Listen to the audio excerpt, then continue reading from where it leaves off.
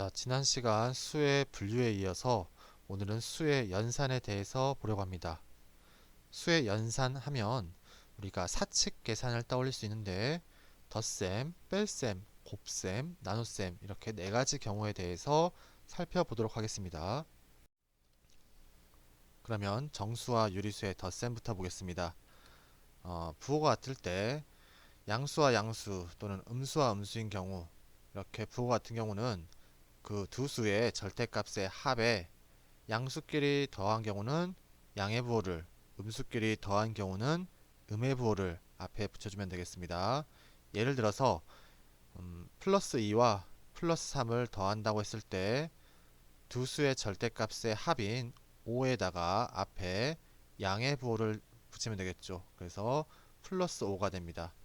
자, 그리고 마이너스 1 더하기 마이너스 2인 경우도 음수와 음수니까 절대값의 합인 3에다가 그 앞에 음수니까 마이너스 부호를 붙여줘서 마이너스 3이 됩니다. 자, 이번에는 부호가 다른 경우입니다. 양수와 음수 또는 음수와 양수의 덧셈인 경우는 일단 그 두 수의 절대값의 차에다가 그 앞에 부호를 결제하는데 부호는 절대값이 큰 수의 부호를 적습니다. 자, 예를 들어서 플러스 2와 마이너스 3의 덧셈입니다. 두 수 중에서 절대값이 큰 수는 마이너스 3입니다. 자, 왜냐하면 플러스의 절대값은 2가 되고 마이너스 3의 절대값은 3이 되죠. 자, 따라서 두 수의 절대값의 차인 1에다가 앞에 그 절대값이 큰 수의 부호인 음의 부호를 붙이면 됩니다. 그래서 마이너스 1이 되죠. 자, 여기서 차라는 것은 큰 수에서 작은 수를 빼는 겁니다. 자, 다음 예입니다. 마이너스 3 더하기 플러스 4의 덧셈이죠. 마이너스 3과 플러스 4. 자, 두 수의 절대값이 큰 수는 어느 겁니까? 플러스 4죠. 얘는 절대값이 4, 얘는 절대값이 3. 따라서 앞에 부호는 절대값이 큰 수의 부호인 플러스 양의 부호를 붙여주고요. 그 뒤에는 절대값의 차를 쓰면 되겠죠. 큰 수에서 작은 수를 뺀 4 빼기 3인 1 써주면 플러스 1이 되겠습니다. 자, 다음은 덧셈의 연산 법칙입니다. 덧셈에서는 다음과 같은 두 가지 법칙이 성립합니다. 교환 법칙과 결합 법칙인데요. 교환 법칙은 두 수의 위치를 교환해도 그 결과는 같다는 겁니다. 자, 그리고 결합 법칙은 결합하는 겁니다. 즉 괄호를 치는 건데 세 수에 대해서 앞에 두 수를 먼저 계산하고 뒤에 수를 더한 것과 뒤에 두 수를 먼저 더하고 앞에 수를 더한 것과 그 결과는 같다는 거죠. 여러분이 다 자연스럽게 쓰게 됩니다. 자, 다음은 뺄셈인데 정수나 유리수나 마찬가지입니다. 빼는 수의 부호를 바꾸어서 덧셈으로 고쳐서 계산하면 됩니다. 예를 들어서 플러스 7 빼기 플러스 2인 경우에는 빼는 수의 부호를 바꾸어서 그 다음에 덧셈으로 고쳐서 계산하면 되겠습니다. 플러스 7 더하기 마이너스 2 따라서 플러스 5가 되겠죠.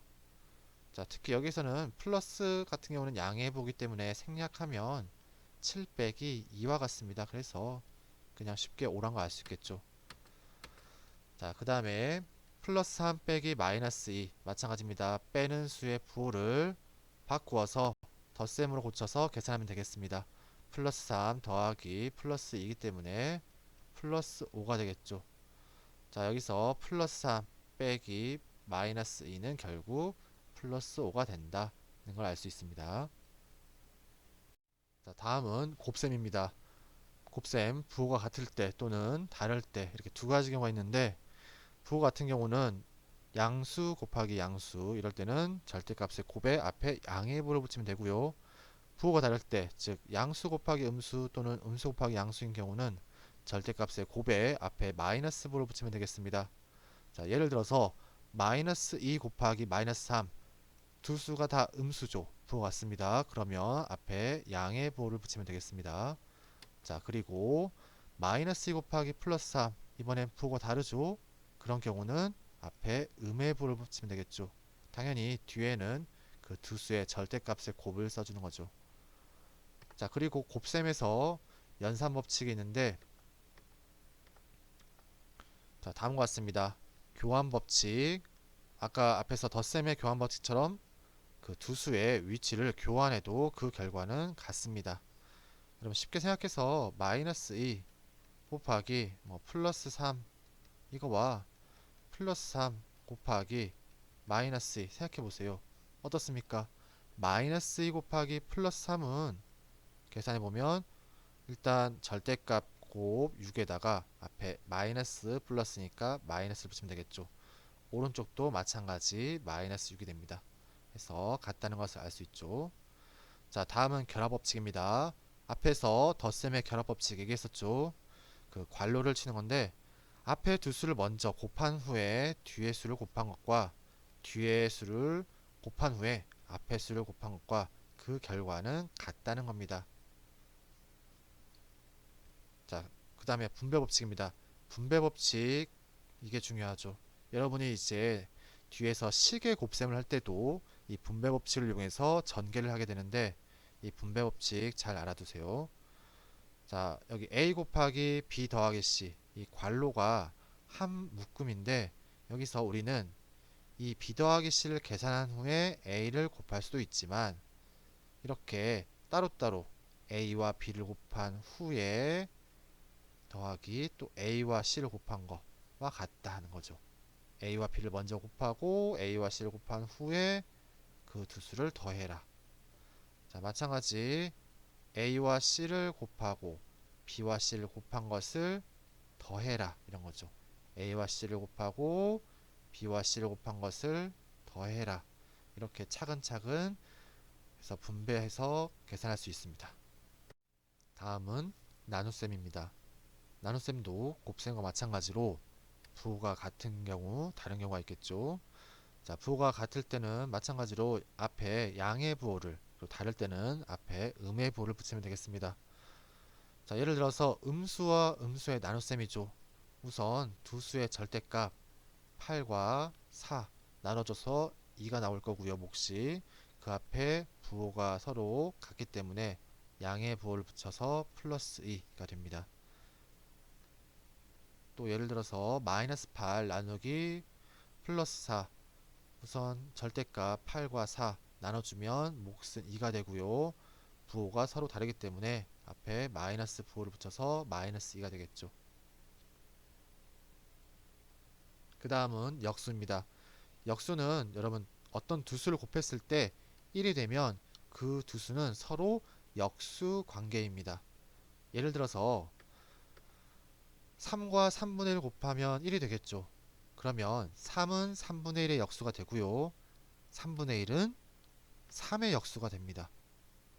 자, 또 다른 예로 어떤 게 있을까요? 마이너스 2분의 1과 무엇을 곱하면 1이 되겠습니까? 네, 마이너스 2가 되겠죠. 자, 마이너스 2분의 1과 마이너스 2는 곱하면 1이 됩니다. 자, 그러면 마이너스 2분의 1은 마이너스 2의 역수가 되고요. 마이너스 2는 마이너스 2분의 1의 역수가 됩니다. 자, 마지막으로 유리수의 나눗셈. 우리가 나누는 수를 그 역수로 바꿔서 곱셈으로 붙여서 계산한다 라고 했는데 예를 들어 볼게요. 예를 들어서 2 나누기 저는 마이너스 2분의 1 해보죠. 2 나누기 마이너스 2분의 1 하면 나누는 수를 역수로 바꾸어서 곱해준다고 했습니다. 2 곱하기 그러면 이 수 마이너스 2분의 1의 역수를 알아야겠죠? 아까 위에서 마이너스 2분의 1의 역수는 마이너스 2였습니다. 그래서 마이너스 2를 곱해준다. 그러면 마이너스 4가 되겠죠. 자, 역수란 건 쉽게 생각하면은 부호는 그대로 둔 채로 분모 분자만 바꾸면 돼요. 예를 들어서 4분의 1의 역수다 하면은 이건 바로 4가 되고요. 마이너스 3의 역수다 하면 부호는 마이너스 둔 채로 3을 3분의 1로 바꾸면 됩니다. 또 예를 들어서 5분의 2의 역수는 이렇게 되면 2분의 5 이렇게 됩니다. 실제로 5분의 2와 2분의 5는 곱하면 1이 되겠죠. 자, 역수는 대단히 중요하기 때문에 잘 알아둬야 됩니다. 마지막 혼합계산 순서에 대해서 얘기할게요. 여러분 한 번쯤 다 봤겠지만 우선 괄호를 먼저 계산해야 되죠. 그 괄호 중에서도 거듭제곱, 거듭제곱이 있으면 가장 먼저 계산합니다. 자, 맨 밑에 예를 들어서 마이너스 4분의 3의 제곱. 그러면 이런 거듭제곱을 가장 먼저 계산하면 되겠습니다. 자, 그 다음에 괄호 중에서도 소괄호, 중괄호, 대괄호 순으로 가장 작은 소괄호부터 계산해주고 그 다음에 중괄호, 마지막으로 대괄호를 계산하면 됩니다. 자, 밑에 예를 보면 그 다음에 여기 마이너스 0.5 더하기 1.6 소괄호 쳐져 있죠. 그래서 여기를 두 번째로 계산하면 되겠습니다. 자, 그 다음에 중괄호가 있는 것이 여기 있는데 특히 여기가 나눗셈이네요. 자, 해서 세 번째 계산하면 되고요. 우리가 기본적으로 곱셈, 나눗셈, 덧셈, 뺄셈 있으면 우선 곱셈 또는 나눗셈 여기를 먼저 계산하고요. 그 다음에 덧셈 또는 뺄셈을 계산하면 되겠습니다. 자, 마지막으로 여기 네 번째 계산을 하면은 이 계산 결과를 얻을 수 있겠죠. 여기까지 해서 마치겠습니다.